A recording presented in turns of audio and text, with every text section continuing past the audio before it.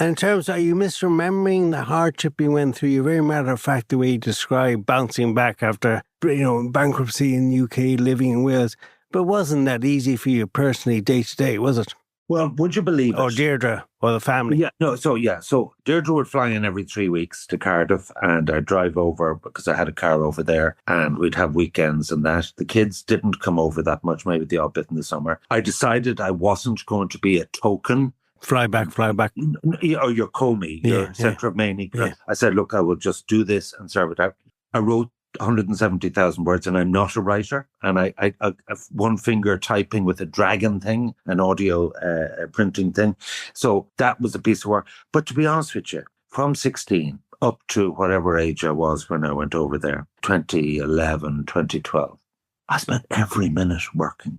And I actually loved the fact I could go to the local in Swansea. I could watch the racing. I could actually, you know what, I'll go on a train to Wincanton races today, or I'll take off to London. And I loved the trains and all that. And Swansea had a good station. I could go up to the Etihad. I actually had a ball from that point of view that I didn't have much money. You see, like Section 12, you see, you've got to be your own best accountant and solicitor. Yeah. A bit of advice. So I had read the UK Insolvency Act inside out.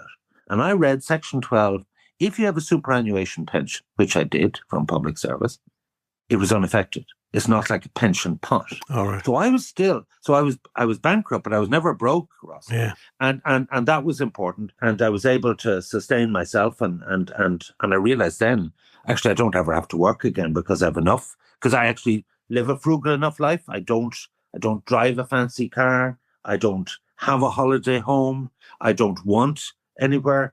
A couple of pints in Dawson's Pub will do me. You know what I mean? So, and a bottle of red wine, and away you go. And I have my family and 5 grandchildren. So I'm blessed in terms of all these things. But to be honest with you, yes, there were some very, very tough times in Swansea, and I tend to airbrush them out because, like, if you go around and say, so what was the 5 things that most upset you or hurt you about?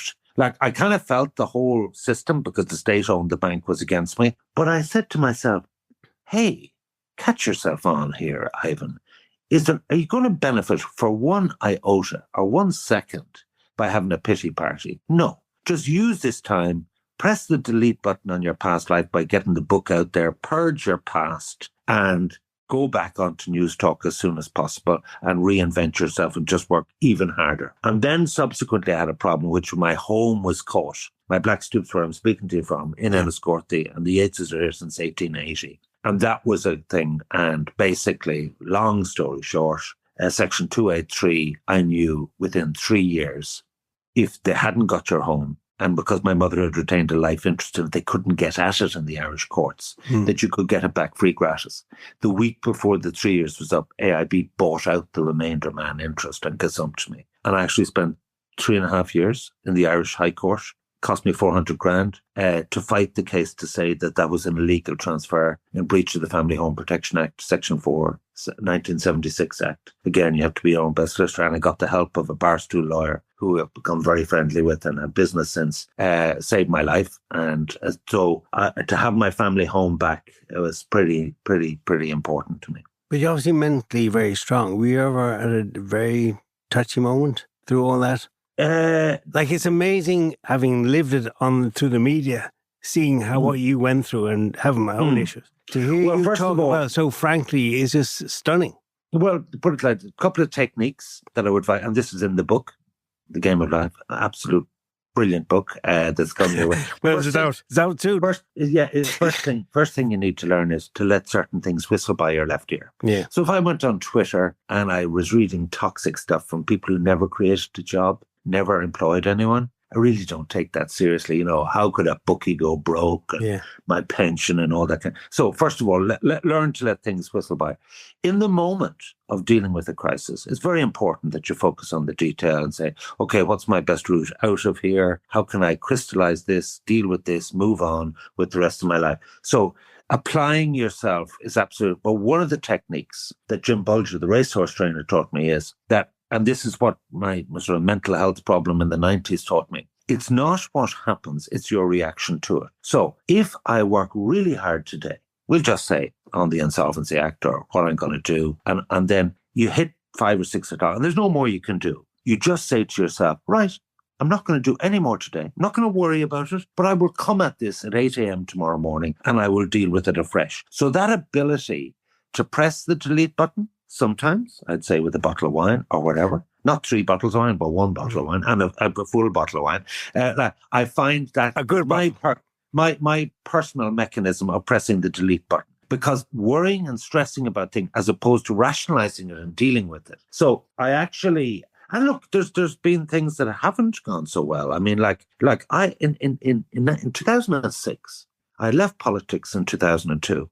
I employed 420 people at 63 betting shops.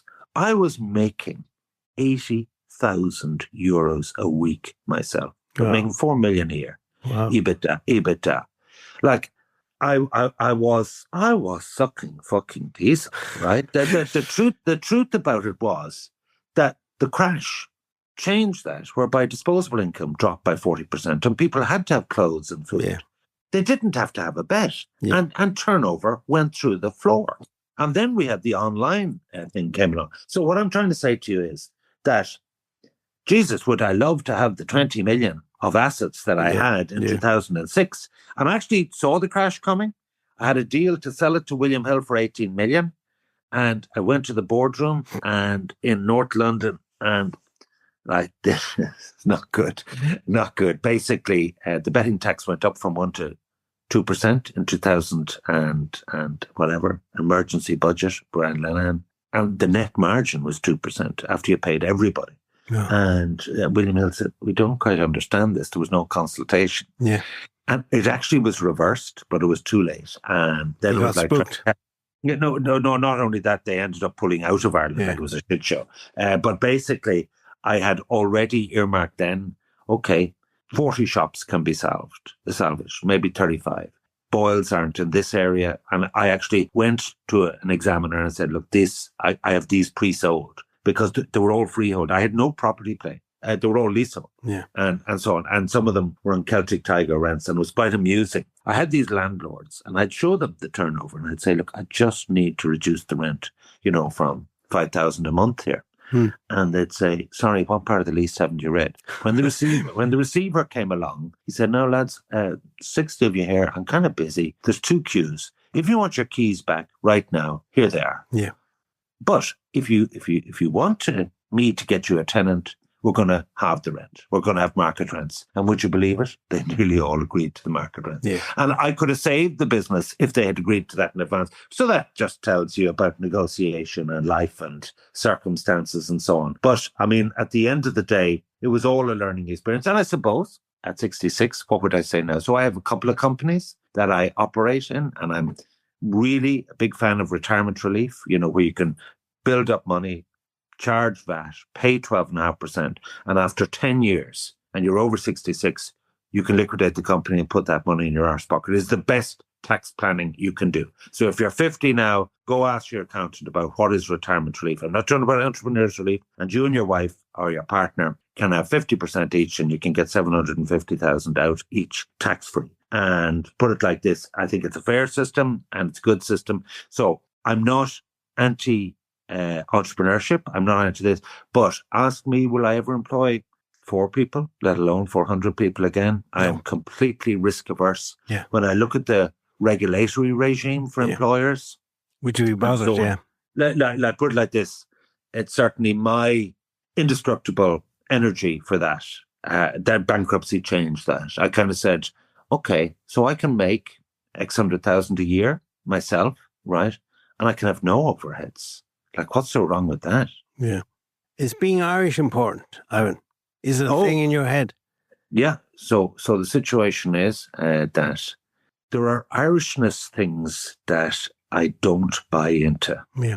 I don't buy into Glasgow Celtic, GAA, Catholic, Republican monoculture.